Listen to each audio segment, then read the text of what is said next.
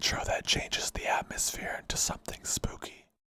I've never told this story to anyone other than my closest friends, but this felt like a good outlet to finally get it off of my chest. There's something called the 6 degrees of separation theory, which basically states that everyone in the world is separated by, at most, 6 steps. Well, I'm separated from Trent Reznor, from 9 Inch Nails, by just 1 step, and it was due to a stalker. Back in 2006, I was living in Atlanta, Georgia, and I had just joined a pretty particular punk band, which mixed a very loud sound with cabaret-like visuals. We never made it big, but our act was appealing enough that it got us the attention of many people. One of them was a strange girl who was always chain-smoking, had a weird aura to herself, and who was always wearing a jacket on her shoulders, meaning her arms were not in the sleeves, and who eventually said she wanted to be our manager. She said she was friends with Slash from Guns N' Roses, that she had managed a couple of bands when she used to live in New Orleans and whatnot, so we decided to hear her out.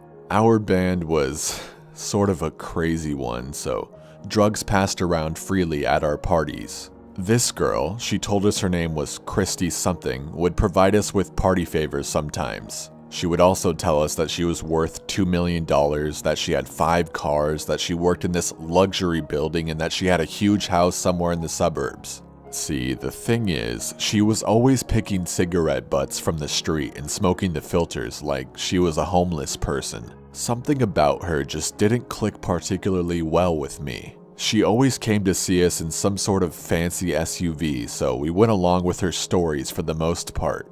Eventually, Christy fell hard for me, told me that she was divorcing her husband and that she wanted to be with me. I was intrigued by her, and so I started testing all of her stories. I asked to visit her at her office, and she would always make excuses as to why I couldn't, until eventually she told me her office had closed down and that they were looking for new space. I asked her why she was using the same car if she had like 5 or whatever she said, and again, excuses and more excuses. I asked to visit her at her huge house, and the same thing. She would come up with off reasons as to why she couldn't have me over, mostly that her husband was still there and whatnot. I started to get sick of all of her excuses and eventually confronted her that she was a big fat liar. She got desperate, started to make more excuses, and I just told her to get lost. She had had a previous fight with some of my bandmates before, so she had already been discarded as our prospective manager. She started calling me every day asking to see me. I would constantly tell her no, until one day she showed up at my house around 5 a.m.,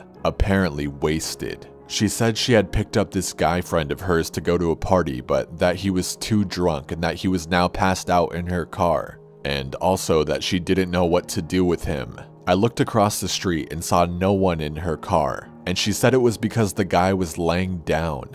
I really couldn't bother going all the way to her car to check it out. She eventually even started crying, and I felt bad enough for her to let her come into my living room. It was at this point that she took off her jacket, and for the first time ever, I realized that she was missing her entire left arm. I was already giddy by her showing up at my house drunk and everything that I didn't dare ask about how it happened. I know this has nothing to do with my story, but it was something that just added to the already weird atmosphere. I hung out with her for a while. At this point, I started doubting that she was actually drunk, and I gave her coffee. I told her to please never show up at my house like that ever again, and eventually told her to just drop the guy off at a Waffle House, and then just go home. It might not have been the most responsible thing to tell someone in that state to drive, but I just wanted the whole thing to be over. And like I said, I felt like she was acting drunk the whole time, and she seemed okay enough to drive. She eventually left, and that was that for the night. Next day, again she started stalking me by my phone, to the point I just stopped picking up. I worked early hours, and she would call me at 2 or 3 a.m. completely drunk. I eventually got sick of it all and told her to stay away from me and never call me again. She complied, and for about a week it seemed like the whole thing was history. Around 6 days later, she calls me again when I was at work. I started telling her that she wasn't supposed to call me, but she said that she could finally invite me to her house, and that she wanted me to come visit her. All sorts of red flags went up for me, so of course I told her to forget about it and just hung up on her. She again started calling me at late hours to the point I just had to turn off my phone at night. Otherwise, I would never get a good night's sleep. I remember it was a Friday. After waking up, I had a voicemail on my phone, left at around 2 a.m. I checked it out and it was her saying, "Hi, Max. I just took 200 pills and, I've been drinking all night. I just wanted to say goodbye and that I love you. Good luck with the rest of your life." Okay, so needless to say, I got totally weirded out. I was so sick of her lies, I just deleted the message, completely assuming it was one of her tricks to get me to call her. I decided to forget about it and went to work. So the next Tuesday after that, I get another voicemail from her phone, but this time it was a guy's voice. "Hi Max, this is Christy's husband.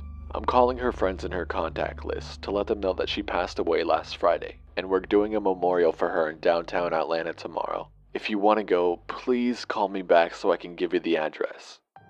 I can't even explain how I felt at that point. I was shocked and I tried to evade the news by thinking that this was some guy that Christy had manipulated into calling me, just to get me somewhere at some time, but of course, the whole situation didn't make much sense to me. This guy eventually called another one of my bandmates, whose name was in Christy's contact list as well. I had told my band about this entire situation, so my bandmate, who had been suspicious of this girl for a while, started prying this guy for more information. We eventually learned that she used a fake name with us the entire time, that her real name was Amber, and that she had been using a made-up name because she had been in trouble with the law.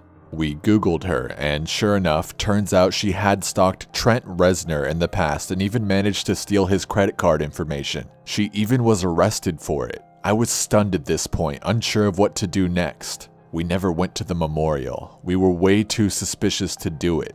To this day, I still don't know if this girl committed suicide for real or if the whole thing was just a sham to get me into some trouble. But since I never heard from her again, I doubt it. Or maybe she's been using a fake name ever since and decided to move on with her life. I'll never know, but it's definitely the worst way to get 1 degree of separation with someone famous. I got rid of my cell phone after that, and it took me 3 years until I felt okay enough to get a new one.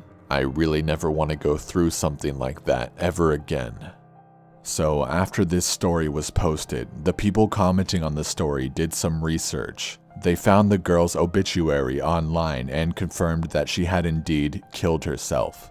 Definitely a very tragic story.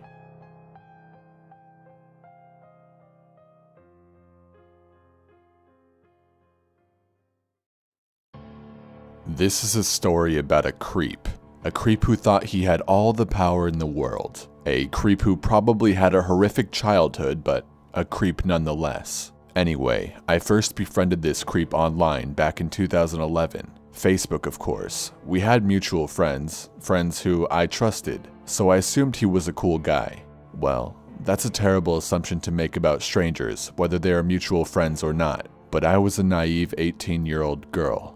His name was Danny. I thought he was a cool guy at first. He had an awesome taste in music and shared a lot of great songs with me. He was also incredibly inappropriately hilarious. He was full of jokes and bizarre stories, and I soon grew to love talking to him. He never asked if I had a boyfriend. I mean, I assumed he knew I did. After all, we were friends on Facebook, and there were pictures of my boyfriend everywhere. And it's not like I kept my relationship status hidden. It was right there for everyone to see. But I guess he didn't know. One day, in October, he decided to tell me how he felt about me. He recited a poem he'd written, comparing me to a beautifully and elegantly handcrafted tapestry. Keep in mind, I've never even met the guy, and we'd only been talking for about a month or so. I responded with something along the lines of, "Wow, I wish my boyfriend said stuff like that." He got angry, so angry. He asked me how I could have let him on like this. He asked me how I could do this to him. He told me he had opened his heart to me. He begged and pleaded. Supposedly, he cried. I was beyond puzzled. I decided to give him some space, and it worked for a few days. But he eventually messaged me again. He may have apologized, but I honestly can't remember that exact conversation. I do know that things returned to normal. He became silly and fun again. At this point, I had his Skype and he had mine. I would talk to him there sometimes, but I never used the camera. I just didn't feel comfortable with it. Actually, I hated using that camera with anyone. I told him that when he started begging me to use it, but he still didn't relent. Still, I kept making excuses. Danny wasn't having it. He got more aggressive and then he got sexual. He told me to Skype naked with him. Time after time, I told him no. Eventually, I blocked him on Skype, but ended up receiving dozens of angry messages on AIM. I don't remember exactly what he said, though I do have screenshots of it all on an external hard drive somewhere. I remember it being hateful and absolutely insane. And there was some stuff about me being a really awful friend as well. Before long, he told me he was a very excellent hacker. He told me he had a whole crew of hacker friends as well. He told me he could change my college grades and make me fail. He told me he would make my life a living hell. I didn't necessarily believe it all, but I did believe he would do something. Despite these negative confrontations, we still had periods of silliness. During these periods, things were normal. I felt safe. To an extent, I tried to keep him happy. I wanted to stay on his good side because I really did believe he would try to tarnish my reputation otherwise. But before long, he started giving me ultimatums. He said things like, "Either you get on Skype with me or things will get very bad for you. I can tell your boyfriend you're cheating on him." I eventually asked our mutual friends about him. They said he was violent, dangerous, and twisted. And even better, he lived mere minutes from the college we attended in Reading, Pennsylvania. Every day, I started to get more panicked about going to school. While on campus, I'd look around for guys that looked like him.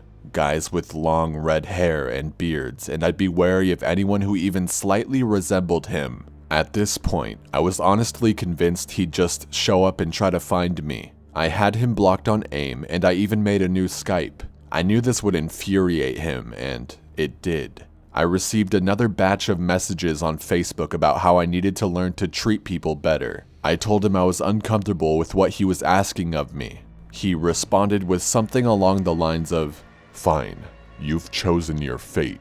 I blocked him on Facebook. I'd had enough of him terrorizing me, but I should have known it wouldn't be the last time I'd hear from him. At the end of November, I received 3 Facebook messages from someone named Adam Knowing.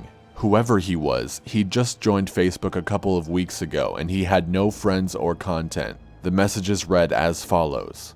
November 27th, 2011. "You've been warned repeatedly and now you are being served notice." November 29th, 2011. "I believe this is your last warning and that you have been informed of your behavioral issues. The situation will change before the start of the next weekend or action will be taken." November 30th, 2011. "So, you attend college, right? And your grades are passing? Not for long. You were warned on how to treat him and how you are to act. You've got until this week's end to correct this behavior, or life becomes a very difficult thing. You should never treat someone who has a life like his the way you do." To this day, I'm still not sure who Adam Knowing was. It could have been Danny, or it could have been one of his low-life hacker friends. Either way, I was terrified at the time. Against my better judgment, I unblocked Danny on Facebook. By now, my boyfriend was aware of what was going on, and he suggested that I contact the police if things got any worse. Maybe I should have, but Danny hadn't officially done anything to me. I mean, what could they do? Still, I took screenshots of all his screen names. I saved our chat logs on AIM. I took screenshots of all his threatening messages. I then saved it all to a folder, just in case I needed evidence. Danny's nonsense continued right through Christmas. Some days he'd be sweet and funny. Others, he was back to being angry and pressuring. I promised him a Skype session to calm him down, but I kept using my schoolwork as an excuse to delay it. Shortly after Christmas, I blocked him again on all of my accounts. I decided I would deal with whatever repercussions that came with. If I did end up getting hacked, at least I had the evidence, right? A couple weeks went by and nothing happened. Then I received a Facebook message from another account I didn't recognize. I don't remember the name of this one, but I do remember the message. After careful consideration, you're being let go. You may want to do the respectful thing and thank the one who you have wronged. It is thanks to his compassion that you are being forgiven so easily.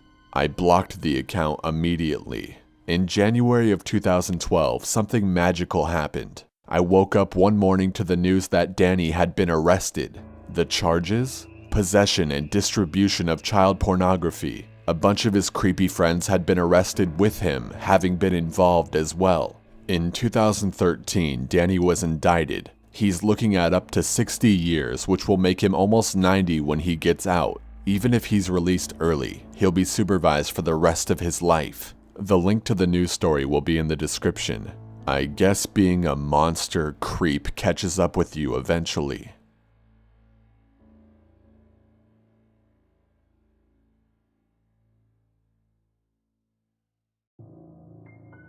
So the story begins in September of 1996. I was yet to be born. My mother and father lived in Collinsville, Illinois, which at the time was a small urban town that consisted of little odds and ends shops. It has now grown to be much bigger as the interstate runs right through the town, but at this time it was hardly noticeable on a map.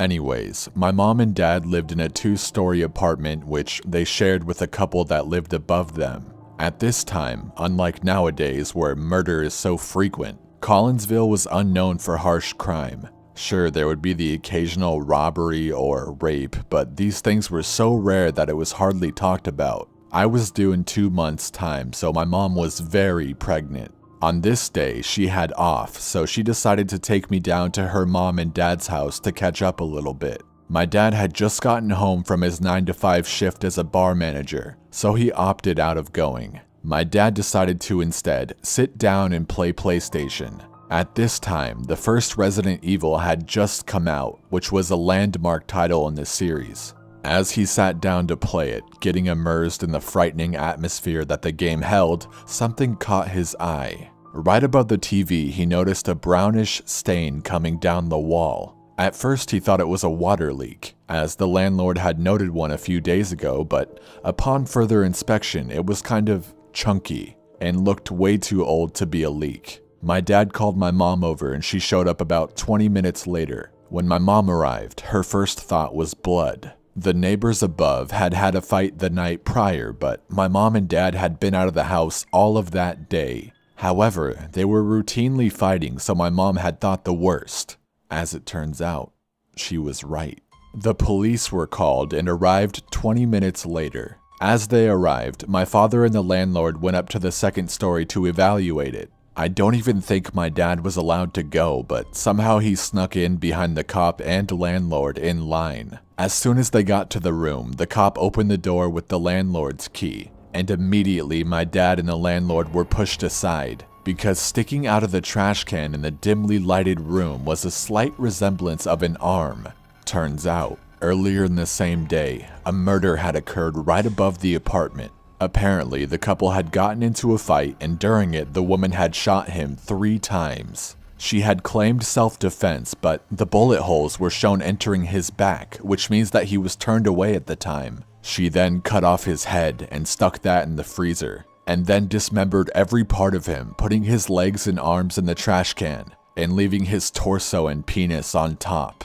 This had all occurred when my parents were not home, but the numerous fights had occurred right above them. At any point of time, they could have been part of the murder, as the woman was found not to be stable at all. In conclusion, the woman was given 5 years in jail for claiming self-defense. Could it have been self-defense? Possibly, but the fact that she completely mutilated his body is appalling, malicious, and disturbing to say the absolute least. I have attached the 2 links I found speaking of this story in the description. They seem to differ slightly from my father's version, but I do believe the events that occurred that night have been best recounted. It's crazy to think that I was that close to a murder, even if I wasn't born yet.